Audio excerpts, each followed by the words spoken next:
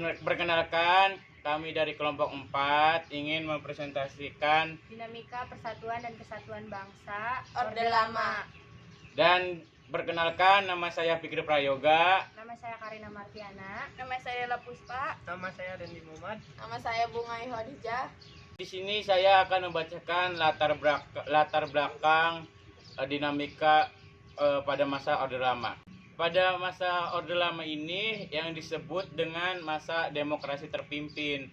Nah, pada masa ini itu pada demokrasi terpimpin itu merupakan tata negara yang diawali dengan dekret presiden yang ada di dekret presiden pada tanggal 5 Juli 1959 yang memulai masa Orde Lama itu. Nah, pada tanggal 5 Juli 1959 sampai dengan tanggal 11 Maret 1966, sejak ini berlaku kembali pada Orde Lama ini berlaku kembali Undang-Undang Dasar 1945 oleh Presiden.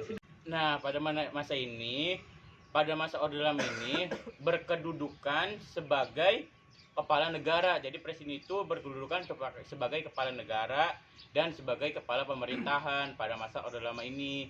Nah, pada masa ini jabatan yang itu sebagai Perdana Menteri yang tidak ada lagi. Jadi sebagai Perdana Menteri yang sudah tidak ada lagi pada zaman Orde ini, yang menandai kembalinya era pemerintahan presiden ya, dan berkewenangan besar yang ada di tangan presiden. Jadi yang berkewenangan besar pada Orde ini yang ada di tangan presiden.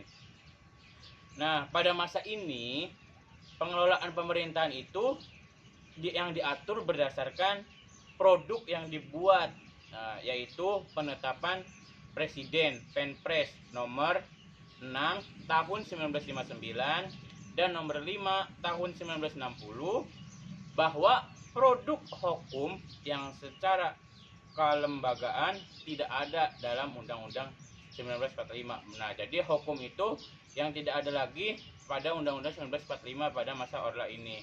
Dan juga Irian Barat bersatu melalui Trikora. Sebelumnya Trikora dalam KMB. Belanda tidak mau menyerahkan wilayah Iran kepada Indonesia. Dan itu dari latar belakang masa Orde Lama ini.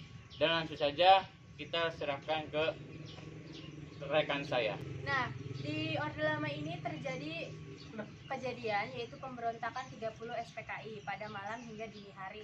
Tepatnya pada akhir 30 September dan memasuki 1 Oktober 1965.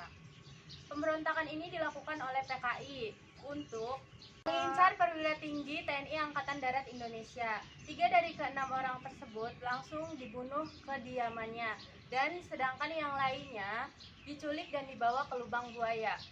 Dari kejadian ini memakan banyak korban para perwira tinggi Angkatan Darat Indonesia, yaitu Letnan Jenderal Anumerta Ahmad Yani, Mayor Jenderal Raden Sweptarto, Mayor Jenderal Tirto Darmo Haryono, Mayor Jenderal Siswondo Pramanan, dan Brigadir Jenderal Daniel Ishak Panjaitan, Brigadir Jenderal Sutoyo Siwoharjo.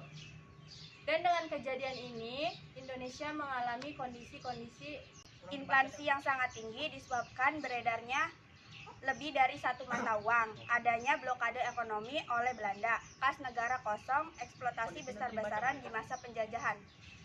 Dilanjut oleh rekan saya.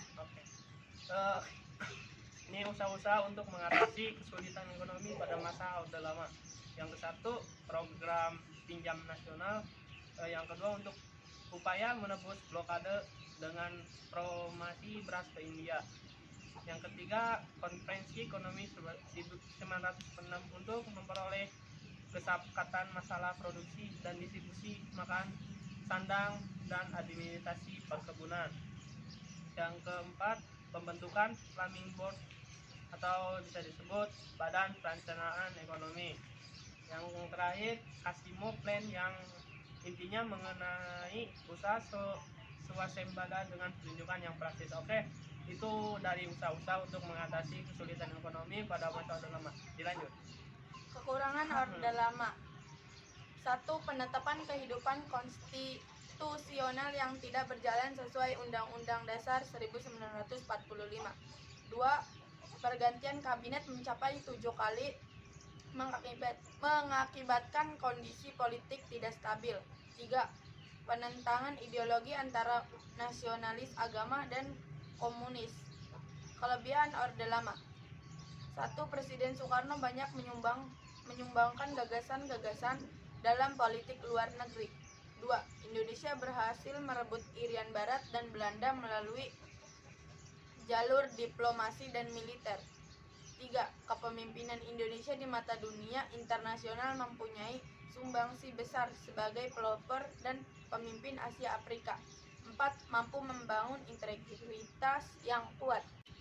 Nah, untuk kesimpulannya pada masa Orde Lama ini berlakunya demokrasi terpimpin yang mulanya adalah yang dipimpin oleh hikmah kebijaksanaan dalam permusyawaratan perwakilan. Namun, lama-kelamaan bergeser menjadi dipimpin oleh presiden, pemimpin besar revolusi. Maka akhirnya sebagian besar pengusaha dalam hal ini pemerintahan. Sekian dari kelompok kami, kurang dan lebihnya mohon maaf. Wassalamualaikum warahmatullahi wabarakatuh. दिल लगी कि तेरे दिल को दिल लगी न लगे